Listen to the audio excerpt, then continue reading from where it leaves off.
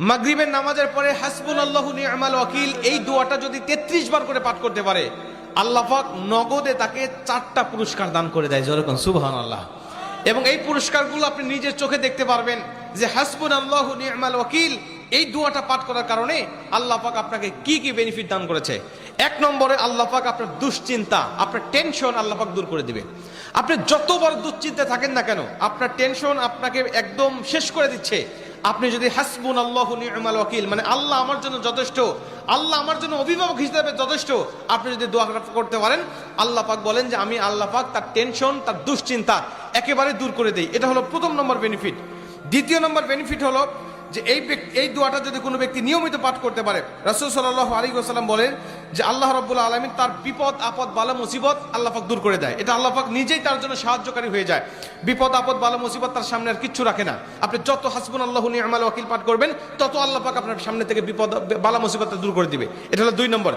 3 নম্বরে নবীজি সাল্লাল্লাহু আলাইহি ওয়াসাল্লাম বলছেন, যে ব্যক্তি হাসবুনাল্লাহু নি'মাল ওয়াকিল বেশি বেশি পাঠ করবে, আল্লাহ রাব্বুল আলামিন সে যদি কারোর দ্বারা জুলুম শিকার হয়ে থাকে, সে মাজলুম, তার উপরে কেউ জুলুম করেছে, তার উপরে কেউ কষ্ট দিয়েছে, তাকে এই কষ্টটা সে পেয়ে আল্লাহ পাকের কাছে হাসবুনাল্লাহু নি'মাল ওয়াকিল পাঠ করেছে, আল্লাহ পাক বলেন নিজেই আমি ওই মাজলুমের পক্ষে হয়ে যাই, জালিমের বিপক্ষে আমি আল্লাহ নিজের অবস্থানটা দাঁড় করা দেই। যেরকম সুবহানাল্লাহ।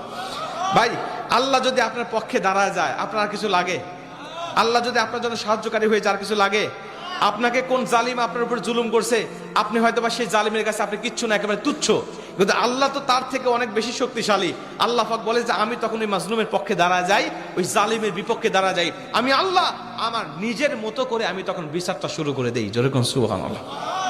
এজন্য যদি কেউ আপনার উপর জুলুম করে, আপনি হতাশা হবেন না, আপনি কষ্ট পাবেন না, আপনি আসমানের দিকে মুখটা উঁচা করে বলবেন হাসবুনাল্লাহু নি'মাল ওয়াকিল নি'মাল মাওলা ওয়া নি'মান নাসির। আপনি এই দোয়াটুকু শুধু পাঠ করবেন, দেখবেন যে আল্লাহ পাক আপনার সব হতাশা, সব দুশ্চিন্তা, সব টেনশন আল্লাহ পাক মুহূর্তের মধ্যেই আল্লাহ পাক আপনার দূর করে দিয়েছে। যেরকম সুবহানাল্লাহ।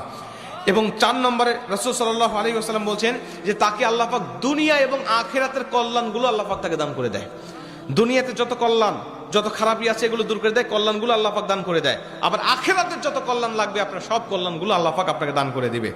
আল্লাহ পাক আমাদের সবাইকে এই 4টি ফজিলতগুলো পাওয়ার আশায় হলেও আল্লাহ পাক আমাদের সবাইকে এই হাসবুনাল্লাহু নি'মাল ওয়াকিল এটা মাগরিবের পরে 33 বার, অনেক মুহাদ্দিস বলছেন ফজরের পরে 33 বার, যদি কোনো ব্যক্তি 11 বার পড়তে চায় সমস্যা নেই, কিন্তু 33 বার পড়তে পারলে সবচেয়ে ভালো ফলাফল পাওয়া যায়।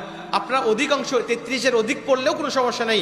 এক কথায় যে ব্যক্তি হাসবুনাল্লাহু নি'মাল ওয়াকিল বেশি বেশি পাঠ করবে, আল্লাহ পাক তাকে এই ফজিলতগুলো দান করবে। যেরকম সুবহানাল্লাহ। যতগুলো আমলের কথা বলা হয়েছে আল্লাহ পাক আমাকে সহ সবাই